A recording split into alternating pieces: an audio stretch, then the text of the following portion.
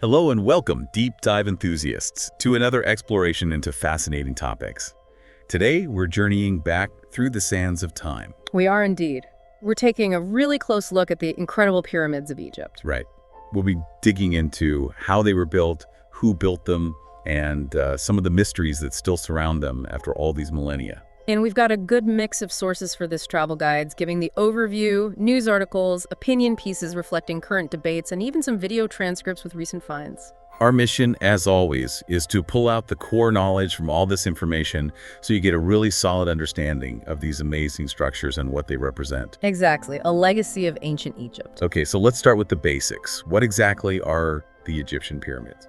Well, fundamentally, they're these iconic structures, symbols of a whole civilization. The Great Pyramid of Giza, that's Khufu's, or Cheops as the Greeks called him, is the only one of the 7 wonders of the ancient world still standing. Which is incredible in itself. And there wasn't just 1 or 3, right? No, not at all. Over about 3,500 years, the pharaohs of ancient Egypt commissioned, well, over 100 pyramids, maybe even more that we haven't found or that didn't survive. Wow, over 100.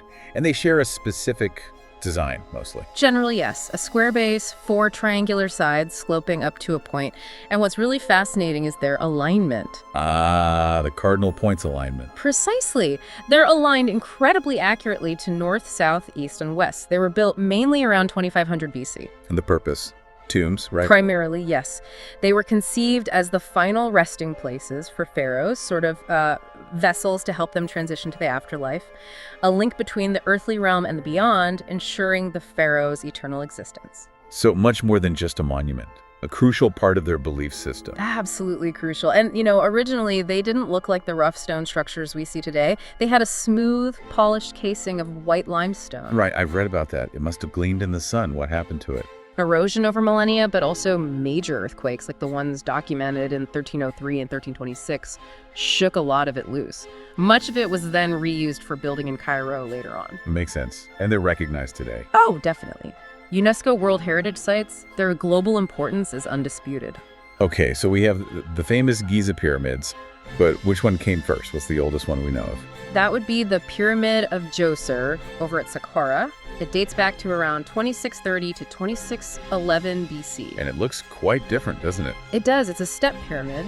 Its architect, the famous Imhotep, essentially designed it by stacking 6 mastabas on top of each other. Less of us being.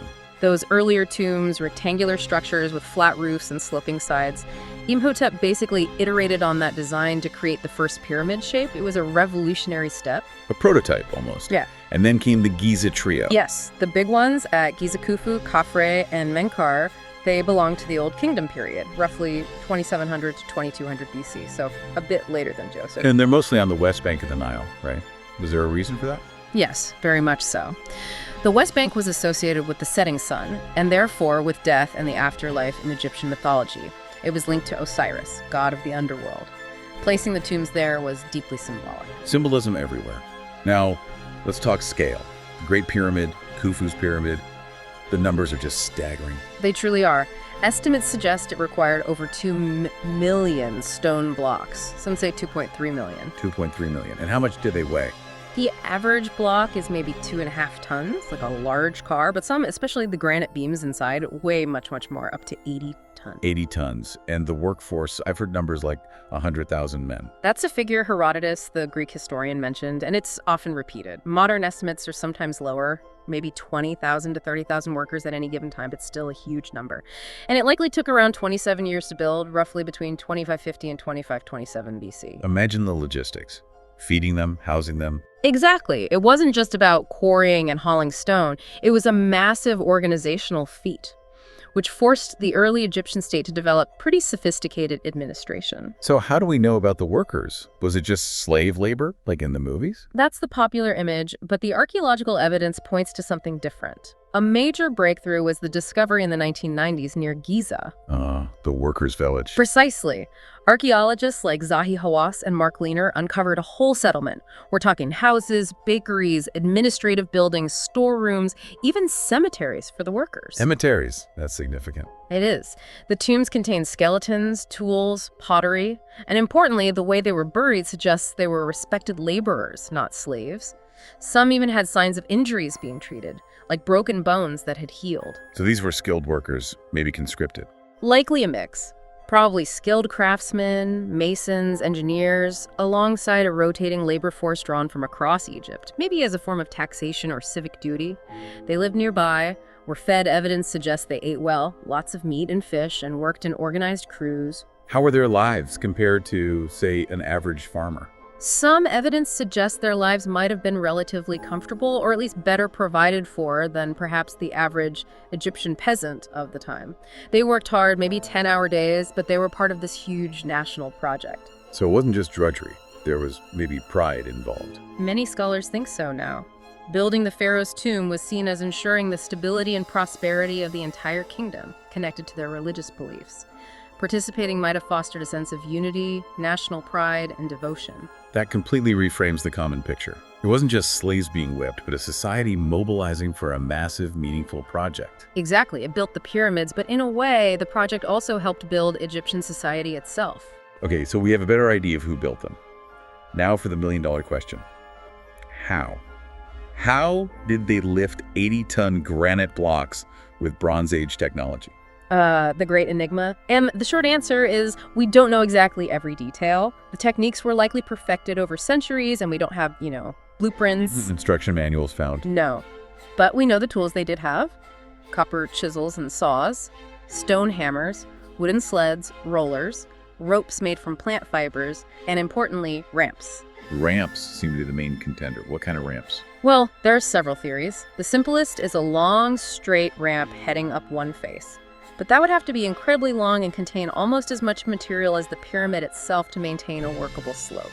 And we haven't found evidence for such massive ramps. Not really conclusive evidence, no. So other ideas include ramps that zigzagged up one face, or internal ramps built within the pyramid structure itself as it went up. Internal ramps, that's intriguing. Yeah, the idea is they build a ramp inside the pyramid's core, spiraling upwards, leaving the outer casing to be finished later. Jean-Pierre Houdin is a big proponent of this theory.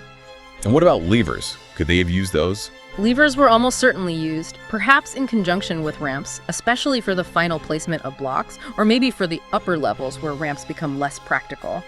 Possibly for that top, say, 3% of the structure. There was also that theory about concrete, that the blocks weren't carved but cast. Ah, yes, the geopolymer theory, proposed by Joseph Davidovits. He suggests they might have crushed limestone, mixed it with binding agents, and cast the blocks in place using molds. Is that widely accepted? Not really. Most geologists and Egyptologists remain skeptical. Microscopic analysis of the blocks generally shows features consistent with natural limestone, not an ancient concrete. But it's an interesting alternative idea. Has anyone tried to, replicate the process? Build a mini-pyramid? Yes, there have been experiments. The Novier program did one back in 1997. They built a smaller pyramid, about 20 feet high, using mostly ancient techniques. And what did they find? They showed it was definitely possible to quarry, move, and lift multi-ton blocks with organized manpower and basic tools. They used levers effectively for lifting. They did use some modern iron tools alongside copper ones. Finding copper worked, but needed constant sharpening. And the moving of the blocks on land. The sled idea seems very plausible. Experiments and even some ancient depictions suggest wooden sleds dragged over sand. And critically, wetting the sand in front of the sled dramatically reduces the friction. Ah, so that's the trick. It seems so. An experiment showed that with damp sand, maybe half the number of people were needed to pull a heavy block compared to dry sand. Perhaps as few as 10 people for a 2.5-ton block. It's amazing. Such complex logistics, incredible precision in dimensions and leveling, all without wheels, pulleys, or iron tools. The precision is mind-boggling. The base of the Great Pyramid is leveled to within just a couple of centimeters over 230 meters. How did they even achieve that level of accuracy? Sophisticated surveying techniques, likely involving water levels for establishing horizontal planes, and careful astronomical observation for alignment. Right, the alignment again. How did they align them so perfectly north-south? Probably by observing stars. One theory involves tracking the path of a single star as it rises and sets, and bisecting the angle to find true north. Another involves tracking two stars rotating around the celestial pole, like maybe Kukrab in Ursa Minor and Mizar in Ursa Major. When those two stars were vertically aligned, they marked true north. Ingenious. And all of this, the whole Giza complex, the three big pyramids, the Sphinx, the temples, the causeways, you mentioned it, was built relatively quickly. Astonishingly quickly, yes. Yeah. The current thinking is that the majority of the Giza Plateau construction happened in less than 100 years, under maybe 5 pharaohs. Less than a century. For all of that productivity, it's just staggering for the time. It really pushes us to appreciate the scale of their organization and dedication. Okay, so we've looked at what they are, who built them, and the possible how. But of course, with structures like these, there are always mysteries, things we just don't understand. Absolutely. And that's part of their enduring fascination. Let's start inside the Great Pyramid. The chambers, kings, queens, subterranean. Exactly. We call them that, but their actual purpose. Still debated. Why 3 main chambers? What were they truly for? And the biggest mystery, no mummy. Never found. No pharaoh's body has ever been discovered inside the Great Pyramid. Which seriously challenges the idea that it was only built as a tomb. If not just a tomb, then what else? Ceremonial site? Something related to ascension? We just don't know. Then there's the Sphinx, another huge enigma. Huge. Traditionally, it's dated to the time of Khafre, whose pyramid is nearby, so around 2500 BC. The face supposedly resembles him. But there's controversy about that date, isn't there, based on erosion? Yes. Geologist Robert Schoch famously proposed that the deep vertical weathering patterns on the Sphinx's body and enclosure walls look more like erosion caused by prolonged rainfall, not just wind and sand. Rainfall. In Egypt. Well, the climate was different thousands of years ago. Schoch suggested this points to a much older date for the Sphinx's core body, maybe 10,000 BC, or even earlier, predating the pharaohs as we know them. 10,000 BC. That would rewrite everything. It certainly would. Mainstream Egyptology hasn't accepted this theory, attributing the erosion to other factors like groundwater seepage or exfoliation. But it's a persistent question. And isn't there something called the inventory stele? Ah, yes. Found near the Sphinx, it's a stele that seems to list repairs done by Khufu Khafre's father, and it mentions the Sphinx already being there during his reign. If genuine and accurate, it suggests the Sphinx predates both Khufu and Khafre. However, the stele itself is likely from a much later period, possibly copying an older text, so its reliability is debated. More questions than answers. And the head looks kind of small for the body, right? It does seem disproportionately small. This has led to speculation that the head might have been recarved by Khafre or another pharaoh from an earlier, perhaps larger lion head, or maybe even a different animal entirely. Maybe it was originally a pre-dynastic totem. And the idea of a second Sphinx. There have been theories based on some symmetry arguments or satellite anomalies suggesting there might have been a companion Sphinx, but so far no solid archaeological evidence has emerged to support that. Just speculation at this point. So many layers of mystery. We touched on the orientation before, possibly symbolic, like sun rays. Yes. The shape itself, the sloping sides, could represent the rays of the sun god Ra or the primeval mound from which life emerged. And again, achieving that precise astronomical alignment without modern tech remains a puzzle. How exactly did they do it with such accuracy? Which leads, unfortunately, to some less scientific theories. Indeed. You get theories involving extraterrestrials or lost civilizations like Atlantis. It's important to address these. Because they distract from the real human achievement. Exactly. While they might seem exciting, these pseudo-archaeological theories lack evidence. More importantly, they often implicitly, and sometimes explicitly, deny the ingenuity and capabilities of ancient non-European peoples.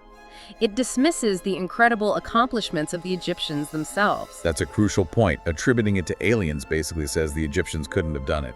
Right. And another genuine mystery is the lack of detailed contemporary records. We have administrative texts, religious texts, but no step-by-step account of pyramid construction. Why wasn't such a monumental project described in more detail? Maybe it was just considered common knowledge then. Or the records were lost. Possibly both. Papyrus doesn't last forever unless conditions are perfect. But still, it's a curious gap in the record. Okay, beyond the pyramids themselves, there are other related elements from ancient Egypt that also show amazing skill, right? Like obelisks. Oh, absolutely. Those massive single-piece stone pillars, often topped with a pyramidion, they're engineering marvels in their own right. What was their purpose? Primarily religious, associated with the sun god Ra. They symbolized the Ben-Ben, the primeval mound, also symbols of political power and stability. The largest known one, from Karnak under Thutmose III, was incredibly tall, like a 12-story building. 12 stories, made of a single piece of granite.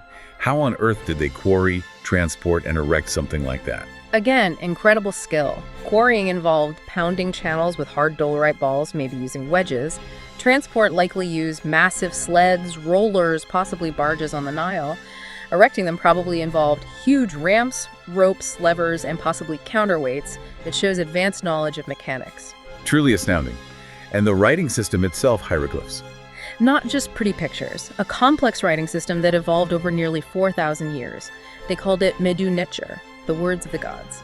Deciphering them, thanks mainly to Champollion in the 1820s using the Rosetta Stone, unlocked so much of ancient Egyptian history and culture. And this advanced culture wasn't just about stone monuments. Didn't they find very old boats recently? Yes. At Abydos, archaeologists found a fleet of boats dating back around 5,000 years. That's older than the Giza pyramids. It shows significant advances in shipbuilding very early on. Older than the pyramids.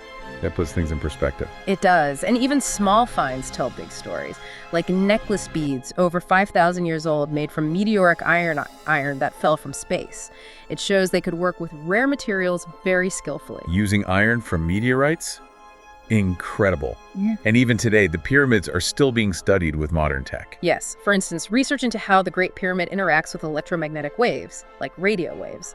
Scientists found it can focus these waves in its internal chambers and under its base. Focus radio waves. Why is that interesting? It has potential applications in nanotechnology, maybe inspiring new ways to design nanoparticles that concentrate energy. So these ancient structures might hold secrets relevant to future technology. Wow. From pharaohs to nanotechnology, the pyramids continue to resonate. Okay, well, that's been a truly deep dive. If we had to boil it down, what are the key takeaways? I think it's the sheer scale and ambition, first off. Then, the realization that it was likely built by a dedicated, organized workforce, not just slaves, the ingenuity of their methods, even if we don't know every detail, and of course the enduring mysteries that still captivate us, plus seeing the pyramids not in isolation, but as part of a technologically and culturally advanced civilization responsible for obelisks, hieroglyphs, early shipbuilding, and more. Absolutely. They really are more than just ancient stones. They represent human potential, organization, belief, and they remind us how much we still have to learn about the past. Perhaps the most important thing is appreciating the human achievement behind them. Well said. No need for aliens when human ingenuity is this impressive. Exactly. So, to all you deep dive listeners out there, what are your thoughts? Do you have questions, theories, or reflections on the pyramids? Let us know in the comments. We genuinely love reading them and discussing them. We really do. And if you found this deep dive as fascinating as we did, please give a thumbs up, subscribe if you haven't already, and maybe hit that notification bell so you don't miss our next exploration. Until then, keep asking questions, stay curious. See you next time.